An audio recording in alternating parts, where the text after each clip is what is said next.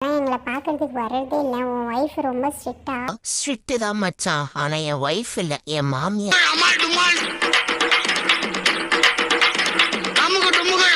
என்னடா சொல்ற? மாமியாரா? மாமியார் எதுக்குடா ஸ்ட்ரிக்ட்? அவங்க ஸ்ட்ரிக்டா இருந்தா நீ ஏன்டா பயப்படுற? என்னடா பண்றது, என் வைஃபு கூட சமாளிச்சிடலாம் போல, என் மாமியாரை சமாளிக்கிறது ரொம்ப பெரிய விஷயம். ஏன்டா அப்படி என்னடா பண்ற?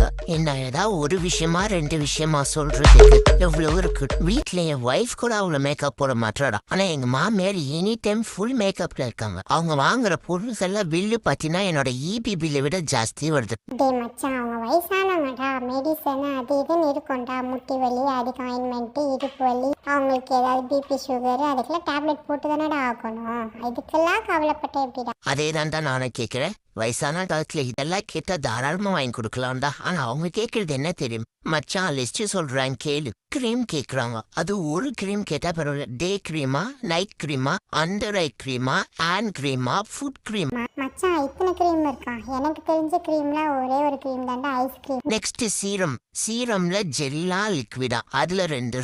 Next powder. மச்சான் பவுடர்ல என்னடா இருக்கு? ஒரே ஒரு பவுடர் டப்பா தான்டா, வாங்கி கொடுக்க வேண்டியது. அது நமக்கு தெரிஞ்சது, அவங்க லிஸ்ட் சொல்றேன் கே. லூஸ் பவுடரா, காம்பேக்ட் பவுடரா, செட்டிங் பவுடரா, ஃபவுண்டேஷன்ல லைட் ஷேடா, மீடியம் ஷேட்.